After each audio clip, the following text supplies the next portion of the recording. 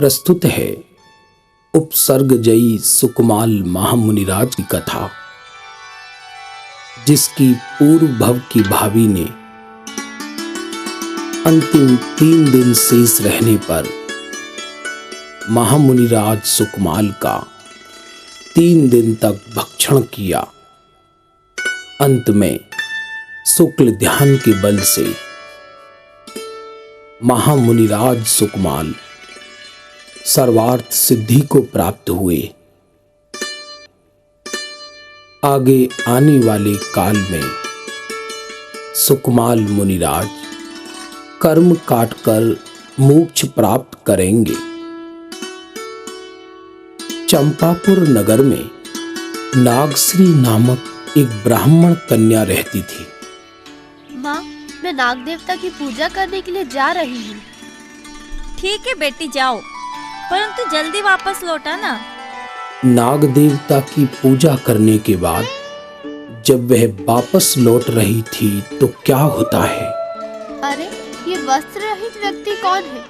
लगता है यह कोई साधु महात्मा है, इसलिए बिना किसी शर्म के ये उपवन में बैठे हुए हैं। मुझे इनके पास चलकर दर्शन करने चाहिए। प्रणाम साधु जी। सधर्म वृद्धि हो। अवधि ज्ञानी मुनिराज सूर्य मित्र एवं अग्निभूति के ज्ञान में सहज ही नागश्री के पूर्व भव झलक गई। तब शीघ्र ही उसकी सदगति को जानकर मुनिराज ने उसे आत्महित का उपदेश दिया। पुत्री, सच्चे सुख को पाने के लिए तुम्हें अनुव्रतों का पालन करना चाहिए। परंतु महात्मा जी, मैं तो जानती ही नहीं कि अणुव्रत कौन कौन से हैं। क्या आप मुझे उनके विषय में बताएंगे? हाँ हाँ, क्यों नहीं। उन्होंने नागश्री को उन व्रतों का स्वरूप एवं उनके पालन करने की सारी विद्या बता दी। साधु जी, मैं असीम आनंद को देने वाले इन व्रतों को मैं अपने पास रख लूं क्या? ठीक है, रख लो, लेकिन यदि तुम्हारे पिताजी इन व्रतों को छोड़ने के लिए कहें तो तुम इन व्रतों को हमें ही वापस कर जाना। इन्हें वहीं पर मत छोड़ देना। ठीक है, मैं ऐसा ही करूंगी। इधर नागश्री के घर पर पहुंचने से पहले ही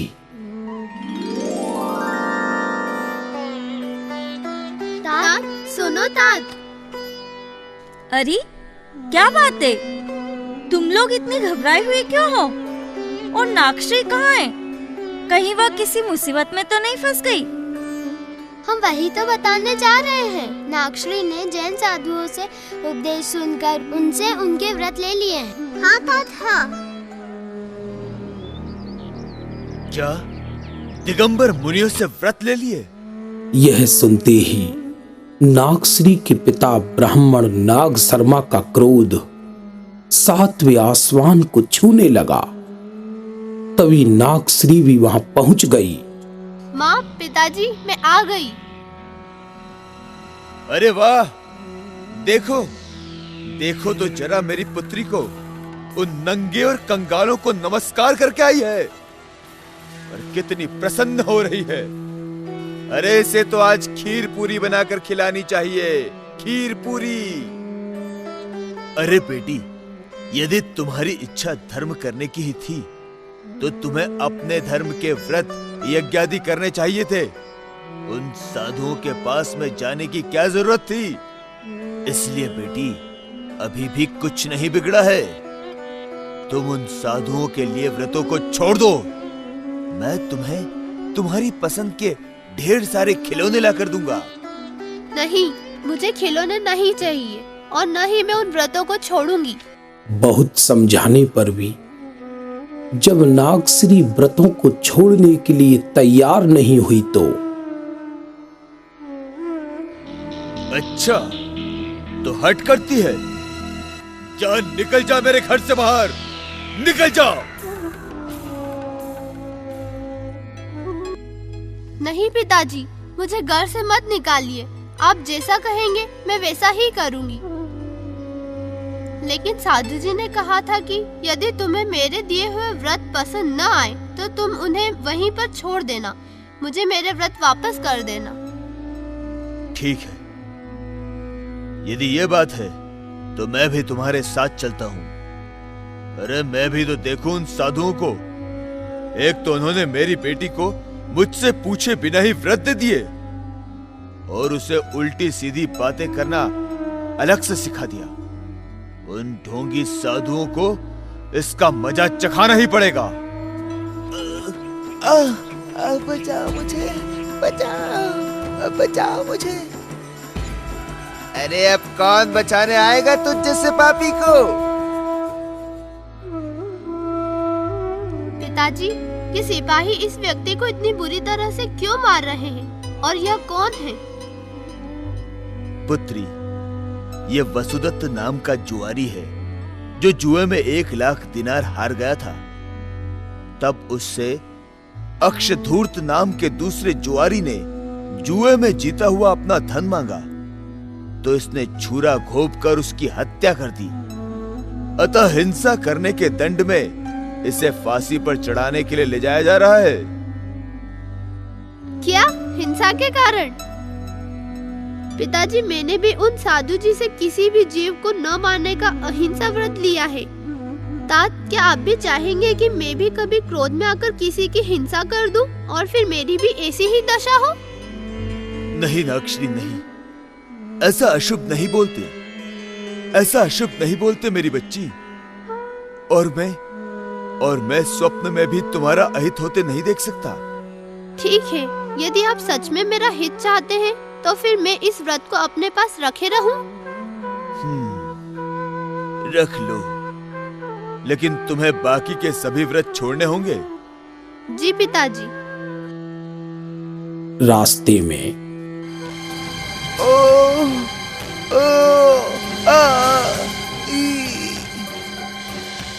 पिताजी, ये सैनिक इस व्यक्ति को इतना कष्ट क्यों दे रहे हैं? पुत्री, ये व्यक्ति राजा वज्रवीर का दूत है। राजा वज्रवीर और हमारे राजा चंद्रवाहन के बीच युद्ध चल रहा था। तभी इस दूत ने राजा चंद्रवाहन से आकर झूठ बोला कि आपकी सेना युद्ध में हार गई है। यह सुनकर राजा चंद्रवाहन शोक सागर में डूब गए। लेकिन तभी उनका सेनापति राजा वज्रवीर को बंदी बनाकर दरबार में ले आया और तब इस दूत की सारी पोल खुल गई। अच्छा, तो झूठ बोलने के कारण इसकी ऐसी दशा हो रही है। अच्छा तात, इसलिए मैंने भी उन साधु जी से जीवन में कभी भी झूठ न बोलने का व्रत लिया है।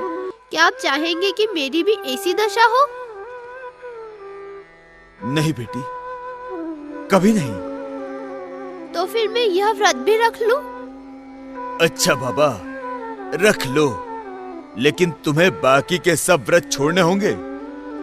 ठीक है पिताजी, गुरुजी के पास पहुंचते ही मैं उन्हें छोड़ दूंगी। मार्ग में कुछ और आगे चलने पर हे भगवान, मुझे इन कष्टों से बचा लो। बचा लो भगवान। तात, यह सैनिक इस व्यक्ति को इतनी भयंकर पीड़ा देते हुए क्यों ले जा रहे हैं? इसने ऐसा क्या अपराध किया है? अब मैं क्या करूं? क्योंकि यदि मैं इसे इसका अपराध बताता हूं तो ये हट करके पुनः अपना कोई एक और व्रत रख लेगी। अतः मुझे मौन ही रहना चाहिए।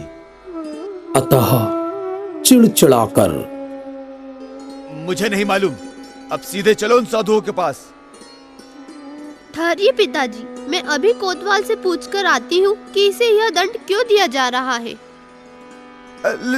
लेकिन सुनो तो सही। चली गई, बहुत हटी हो गई है।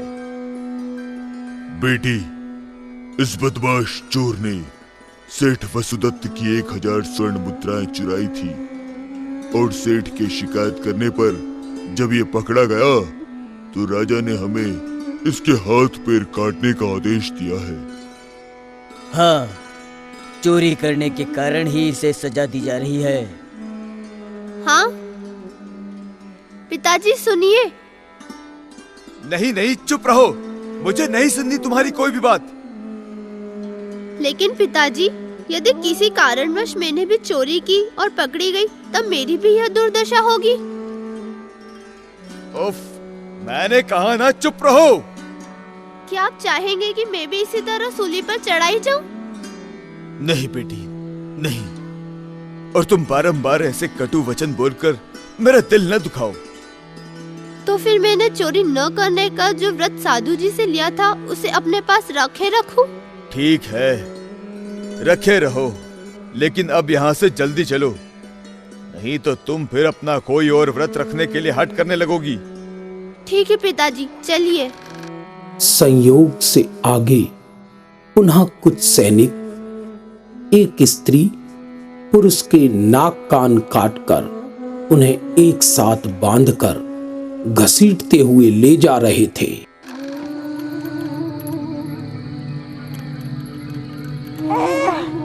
छोड़ दो, हमें छोड़ दो। हम ऐसा कोई हम पाप कभी भी नहीं ऐसा पाप नहीं करेंगे। करेंगे। छोड़ दो हमें। हरगिज नहीं, क्योंकि यदि हमने तुम जैसे दुराचारियों को सजा दिए बिना ऐसे ही छोड़ दिया तो तुम्हारी देखा देखी नगर की सारी प्रजा भी खुलकर तुम्हारे जैसा पाप करने लगेगी। हाँ, इसीलिए हम तुम्हें दंड देंगे, जिससे फिर कभी ऐसा कुकर्म करने की हिम्मत नहीं करोगे। अरे घसीटो इन्हें। तात, यह कौन है और सैनिक किस दुराचार व पाप की चर्चा कर रहे हैं? पुत्री, ये मदाली नाम की कुंवारी कन्या भागचंद्र नाम के विवाहित पर पुरुष के रूप पर रीछकर इसके साथ व्याभिचार किया करती थी। एक दिन उनका ये कुशील सबके सामने उजागर हो गया। तब प्रजा के द्वारा इनकी शिकायत किए जाने पर राजा ने प्रजा में इस व्याभिचार को फैलाने से रोकने के लिए इन्हें ऐसा दंड दिया है। पिताजी, तब तो हमें भी कभी कुशील कार्यों में लिप्त नहीं होना चाहिए। हाँ नागश्री। तो फिर ठीक है, मैंने साधु जी से शील व्रत के पालन का जो व्रत लिया था उसे भी मैं अपने पास ही रख लेती हूँ। क्या? अरे, ये तो मैं स्वयं फंस गया अपनी ही बातों में। ठीक है नागश्री, रख लो, लेकिन तुम इस छोटी सी उम्र में भी काफी चतुर हो गई हो। पिताजी, आखिर पुत्री भी तो आपकी ही हो ना? ठीक है, ठीक है। इस तरह नागश्री ने एक एक करके अपने सभी 5 व्रतों को अपने पास में रख लिया। तब अपनी इस व्यवस्था के कारण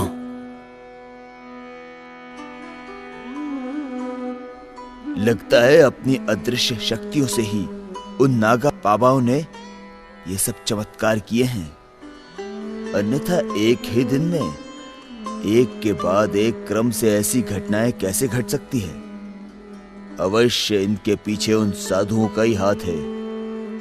इसीलिए अब मुझे उन मायावियों को सबक सिखाना ही पड़ेगा। अरे तात, आपकी सोच में डूबे हुए हैं। वह देखिए, वे साधु वहाँ पर बैठे हैं। कुछ भी तो नहीं। चलो चलो, मैं भी तो देखूं तुम्हारे उन गुरुओं को। अरे ओ दिगंबरों, तुमने मुझसे पूछे बिना ही मेरी पुत्री को ऐसे व्रत क्यों दे दिए जिनका हमारे शास्त्रों में कोई वर्णन नहीं आया है? गुस्से से लाल पीला हो रहा नाग शर्मा बहुत देर तक यूं ही बड़बड़ाता रहा, लेकिन ध्यान में लीन बैठे मुनिराज पर उसकी बातों का कोई असर नहीं पड़ा और वह शांत ही रहे।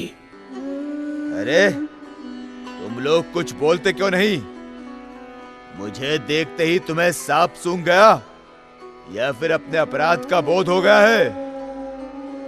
लगता है मुझसे भयभीत होने के कारण तुम्हें बोलने के लिए कुछ सूझ भी नहीं रहा है। इस तरह चीखते चिल्लाते जब वह पुरोहित थक कर शांत हो गया तो विप्रवर, आप इतना अधिक क्रोध करके अपनी आत्मा को कष्ट दे रहे हैं, और मैंने तो नागश्री को अपनी पुत्री जानकर ही वे व्रत इसे दिए थे। क्या क्या कहा तुमने? तुमने क्या कहा? तुम्हारी पुत्री? परंतु नागश्री मेरी पुत्री है। हमने इसे जन्म दिया है, पाल पोस कर बड़ा किया है, फिर वो तुम्हारी पुत्री कैसे हो सकती है? मुझे तो लगता है तुम साधुओं के वेश में कोई ठग हो ठग। मेरी भोली भाली पुत्री को बहला फसला कर अपने साथ ले जाना चाहते हो। ठहरो ठहरो, मैं अभी जाकर राजा से तुम्हारी शिकायत करता हूं।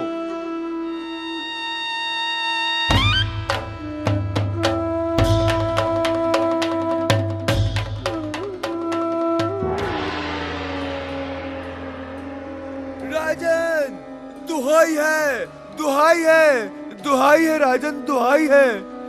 राजन, राजन, मेरे साथ न्याय कीजिए। मुझे ठगों ने मिलकर लूट लिया है। अरे विप्रवर, क्या हुआ आपको और किसने लूट लिया है आपको? नाग शर्मा ने रोते रोते सारी घटना कह सुनाई। राजन, मैं कसम खाकर कहता हूँ, कसम खाकर कहता हूँ, मुझे लूट लिया गया है। अच्छा, अब शांत हो जाओ। मैं भी सच्चाई का पता लगाता हूँ। दिगंबर साधुओं के द्वारा ऐसा व्यवहार करना मुझे तो बिल्कुल असंभव लगता है। हाँ महाराज, आप ठीक कह रहे हैं। हाँ महाराज, आप ठीक कह रहे हैं। ठीक कह रहे हैं महाराज आप। हे राजन, इस जगत में कुछ भी होना संभव है, अतः हमें इस संबंध में मंदिराज के पास चलकर उन्हीं से पूछना चाहिए। कुछ ही देर में यह खबर जंगल में लगी आग की तरह सारे नगर में फैल गई। अरे भाई, कुछ सुना तुमने? दो मुनिराज, एक ब्राह्मण पुत्री को अपनी पुत्री बता रहा है। क्या? लेकिन ये संभव कैसे हो सकता है? हाँ, क्योंकि मुनिराजों का सारे जगत से तो कोई संबंध नहीं होता है, अतः उनकी पुत्री कैसे हो सकती है? अब आप सब कह रहे हैं श्रीमान, तो देख लेने में क्या बुराई है? चलिए वहीं चलकर देखते हैं। चलो। मुझे नहीं पता, लेकिन हाँ इतना अवश्य पता है कि लेकिन मुनिराज कभी असत्य नहीं बोलते हैं, इसलिए उनके ऐसा कहने के पीछे अवश्य कोई न कोई रहस्य होना चाहिए। अच्छा, तब तो हमें मुनिराज के पास चलने पर ही सच्चाई का पता लग सकेगा। ठीक है, तो फिर चलो।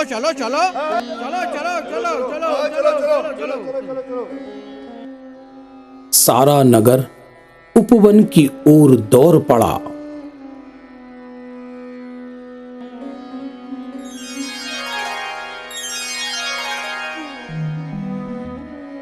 गुरुवर, आप तो सभी के मन की बात और संसार की विचित्रता को भली भांति जानते हैं, अतः कृपा कर हमारे मन में उठ रहे आशंकाओं के तूफान को शांत कीजिए। हमारा यही निवेदन है। तब मुनि श्री सूर्यमित्र बोले, विप्रवर, क्या आपने आज तक अपनी पुत्री को कोई भी धार्मिक शिक्षा एवं सदाचार का ज्ञान दिया है? नहीं। तो फिर बिना ज्ञान एवं संस्कार के दिए ही वो आपकी पुत्री कैसे हो सकती है, जबकि मैंने तो उसे अनेक शास्त्र पढ़ाए हैं। क्या? 8 साल की बच्ची को अनेक शास्त्र? लेकिन ये क्या? अरे अनेक शास्त्र कैसे पढ़ सकती है? अरे ये तो एकदम असंभव बात है। अरे कहीं मुनीश्री झूठ तो नहीं बोल रहे? अरे नहीं, ऐसा नहीं हो सकता। हो भी सकता है झूठ बोल रहे हो। लोगों को इस तरह खुसर पुसर करते देख मुनिराज नागश्री से बोले, हे वायुभूति, तुम्हें राजगृह नगर में मेरे अर्थात सूर्यमित्र के द्वारा श्रावक दशा में जो शास्त्र पढ़ाए गए थे, अब उनकी परीक्षा का समय आ गया है। इसलिए अब तुम सभी शास्त्र इन सभी को पढ़कर सुनाओ। जी गुरुवर। अरे इन्होंने मेरी पुत्री को वायुभूति कहकर क्यों बुलाया है? अरे मुझे तो लगता है मुनिराज का नागश्री से पूर्व जन्म के अवश्य कोई संबंध है। हाँ हाँ, वो तो ठीक है, लेकिन अब तुम शांत रहो। क्यों? क्योंकि देखो वो कन्या शास्त्र को पढ़ रही है। हाँ हाँ, सुनो सुनो, सुनो, सुनने दो। अगले ही पल नागश्री ने मधुर वाणी में एक के बाद एक अनेक शास्त्र मुंह जवानी सुना दिए। वाह वाह, अद्भुत! अरे ये तो अजूबा है, सचमुच चमत्कार है। अरे बहुत बढ़िया, अरे ये तो बहुत अच्छा पढ़ रही है, इसे तो सब मालूम है।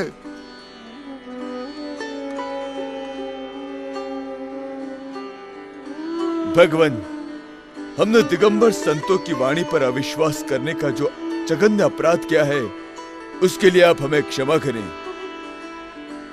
हाँ गुरुवर, और ये नागश्री मेरी नहीं बल्कि आपकी ही पुत्री है, लेकिन आपने इसे वायुभूति कहकर क्यों पुकारा? सुनिए पुरोहितवर, राजा अतिबल की नगरी कौशाम्बीपुर में राजपुरोहित सोम शर्मा के अग्निभूति और वायुभूति नाम के दो पुत्र थे। पिता के द्वारा अत्यधिक लाड़ प्यार किए जाने के कारण वो दोनों उच्च शिक्षा को प्राप्त कर विद्वान न बन सके। पिता की मृत्यु के बाद राजा ने उन दोनों को राजपुरोहित का पुत्र होने के कारण विद्वान समझकर राजपुरोहित का पद दे दिया। एक दिन देश विदेश में घूमता हुआ विजय जित्वा नाम का एक पुरोहित राजा अतिबल के दरबार में पहुंचा।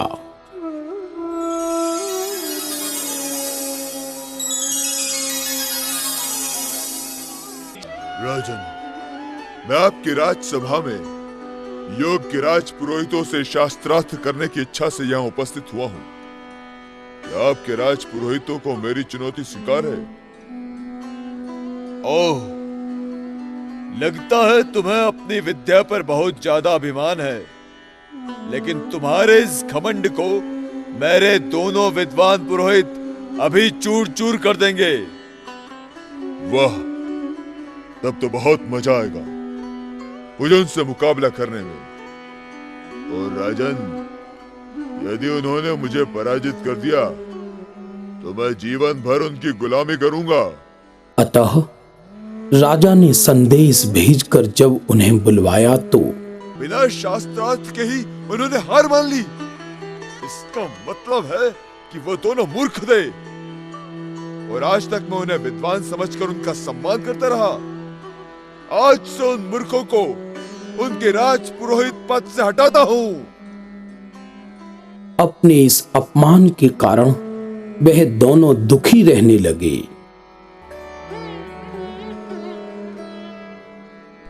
पुत्रों, चिंता मत करो, क्योंकि राजगृही नगरी में तुम्हारे मामा सूर्यमित्र रहते हैं, जो प्रकांड विद्वान हैं। अतः तुम दोनों उनके पास चले जाओ, वे तुम्हें शिक्षा देकर अवश्य विद्वान बना देंगे। ठीक ही माता, जैसी आपकी आज्ञा। हम ऐसा ही करेंगे। उन्होंने राजगृही नगरी पहुंचकर जब मामा सूर्यमित्र को सारा वृतांत सुनाया तो यदि मैंने इनसे ये कह दिया कि मैं तुम्हारा मामा हूं, तो सुख सुविधाओं को पाकर ये लोग पहले की तरह आलसी हो जाएंगे। जिस प्रकार पिता के पास रहकर सुख सुविधाओं के कारण ये विद्याभ्यास नहीं कर सके, वैसे ही मेरे पास भी नहीं कर सकेंगे। देखो, मैं तुम्हारा कोई मामा नहीं हूं। यदि अब भी तुम्हें मुझसे ज्ञान प्राप्त करने की इच्छा है, तो तुम लोगों को भिक्षा मांगकर अपने भोजन का प्रबंध करना होगा, और वहां जाकर वहां झोपड़ी में रहना होगा। क्या भिक्षा मांगकर भोजन? हाँ हाँ, भिक्षा मांगकर। और यदि तुम ऐसा नहीं कर सकते तो अभी वापस लौट जाओ, मैं तुम्हें शिक्षा नहीं दे सकता। शिक्षा प्राप्त करने का और कोई दूसरा उपाय न देखकर जैसा आप चाहेंगे हम वैसा ही करेंगे। उन्होंने अनेक परेशानियों को झेलते हुए बुद्धि का उपयोग कर कुछ ही समय में समस्त शास्त्रों का ज्ञान प्राप्त कर लिया। इस तरह जब उनकी शिक्षा पूरी हो गई तो